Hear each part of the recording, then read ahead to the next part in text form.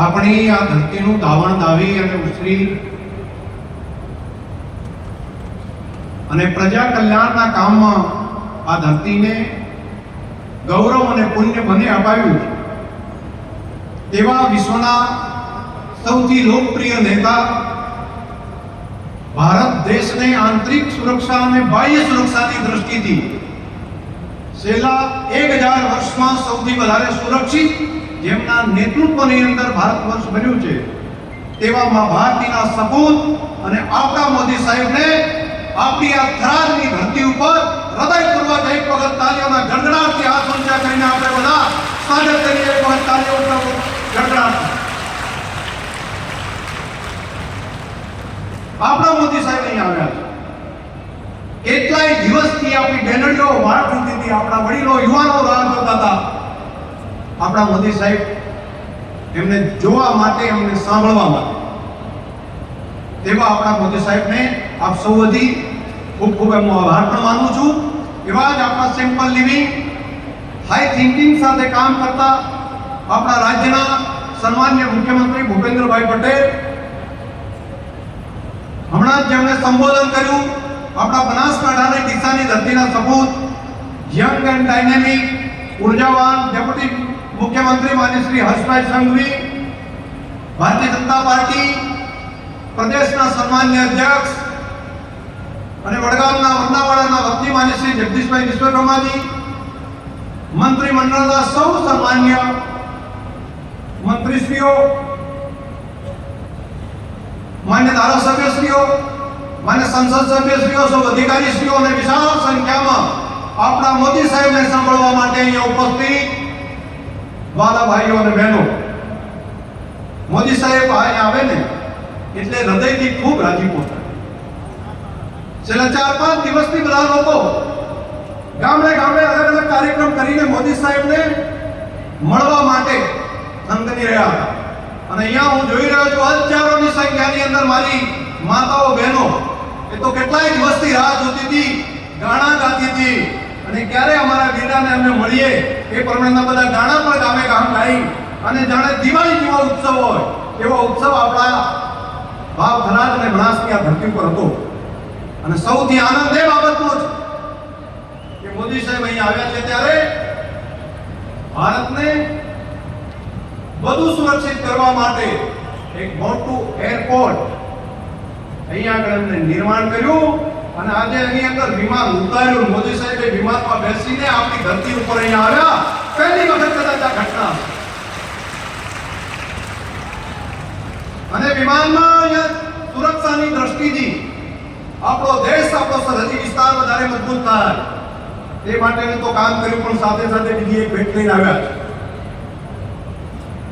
છે કે અહીં આગળ આપણા વિસ્તારની અંદર, આપણા બાજુના જ ગામની અંદર, આ નાણીની બાજુમાં સાપરા ગામ છે, ત્યાં આગળ સિવિલ આપણા એવિએશનનું માટેનું ટર્મિનલ બનાવવાની મંજૂરી પણ રાજ્ય સરકારને સૂચના આપી છે. એટલે અહીંથી બરોડમાં બેહીને આપણે બહાર પણ જઈ શકીએ અને આપણું કામ પણ અહીંયા થઈ શકે તે પ્રમાણેનું કામ ભારત સરકારની ઉડાન સ્કીમ અંતર્ગત એ કામને આગળ વધારવાનું કામ પણ આપણા મોદી સાહેબે હાથ ઉપર લઈ લીધું છે. આ નાની ઘટના નથી. અહીંના ખેડૂતોનો તૈયાર થયેલો માલ આખો જિલ્લો ઓર્ગેનિક આપણે બનાવવા જઈ રહ્યા છીએ, પ્રાકૃતિક ખેતી કરવાનો આપણે સંકલ્પ કર્યો છે. અહીંથી તૈયાર થયેલી શાકભાજી, અહીંની તૈયાર થયેલા ખેતીના પાકો, એ બટાકા હોય, દૂધની પ્રોડક્ટો હોય, એ અહીંયા દેશના બાકીના સ્થાનો પર પહોંચાડવા માટે, સમયસર પહોંચાડવા માટે અને અહીંથી બાકીના દેશના બીજા દેશો સુધી પહોંચાડવા માટે એક રોડ મેપ આપણા મોદી સાહેબે આવતી નવી પેઢી માટેનું ઉજ્જવળ ભવિષ્ય એમણે સુનિશ્ચિત કરી દીધું છે. એ માટે હું હૃદયપૂર્વક આખી સરહદી વિસ્તારના પ્રજાજનો વતી માન્ય મોદી સાહેબનો હૃદયપૂર્વક ખૂબ ખૂબ આભાર માનું છું. બીજો એક આભાર માનવાનો બાકી રહ્યો છે. સાહેબ અહીંયા મુખ્યમંત્રી હતા ત્યારે આ તાલુકાને, લાખણી તાલુકાને લાખેડો તાલુકો એમ કરીને એમણે નવો તાલુકા તરીકેની રચના મોદી સાહેબે આપી હતી. અને હમણાં થોડા સમય પહેલા એક નવો જિલ્લો અહીં આગળ આવ્યો છે. થરાદ જિલ્લાની ભેટ પણ માન્ય પ્રધાનમંત્રી સાહેબે, માન્ય મુખ્યમંત્રી સાહેબને કહીને આપણને આપી છે. એના માટે પણ એમનો આભાર માનવો પડે. અને એટલું જ નહીં, સાથે સાથે રા તાલુકો, ધરણીધર તાલુકો, ઓગળ તાલુકો સહિત નવું વહીવટી સરળતા રહે માટેની પણ ઘણી ભેટ આપી છે. એટલે પણ આપણે આભાર માનવો. અને બીજું, તમે દુઃખના દિવસો આપણે બધા જોયા. દુષ્કાળની અંદર અહીંથી માઇગ્રેશન કરીને, હિજરત કરીને બહાર કમાવા માટે આપણે જવું પડતું હતું. આ ધરતીના સપોત મોદી સાહેબ મુખ્યમંત્રી બન્યા.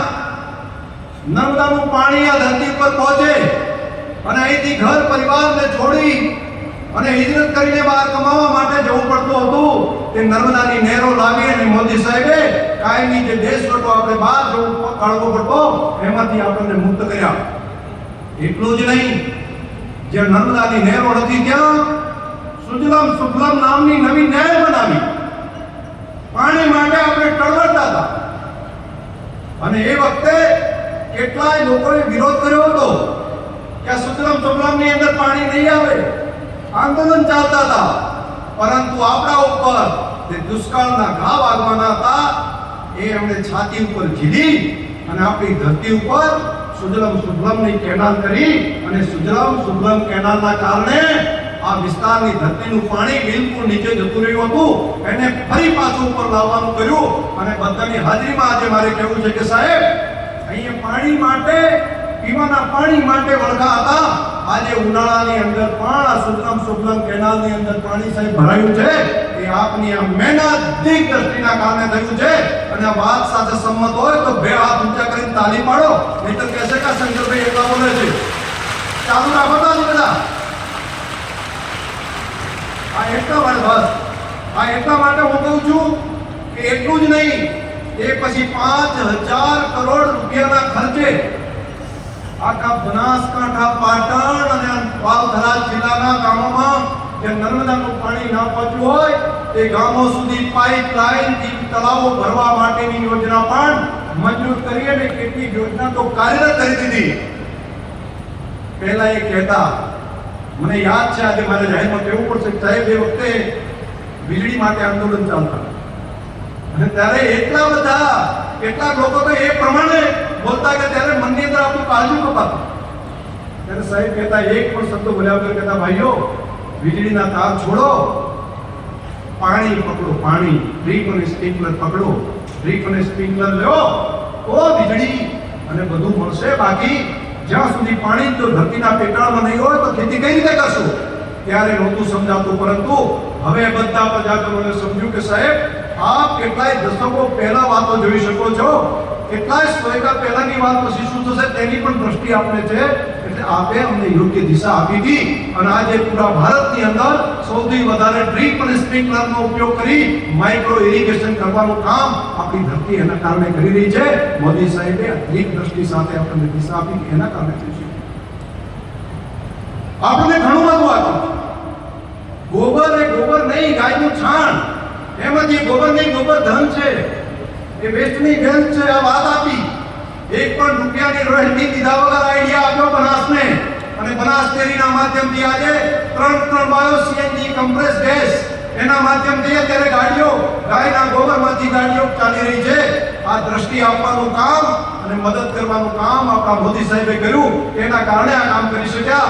અને ભરોસો આપું છું કે સાહેબ, હજુ નજીકના જ 8 વર્ષની અંદર અમે નવા બીજા 3 બાયો સીએનજી પણ અહીં આગળ કરીને ખેડૂતો, પશુપાલકોને ગોબરમાંથી પણ વધારે પૈસા મળતા થાય એવું કામ પણ અમે આપણા માર્ગદર્શનની અંદર કરીશું. આ કામ એટલી જ વાત નહીં,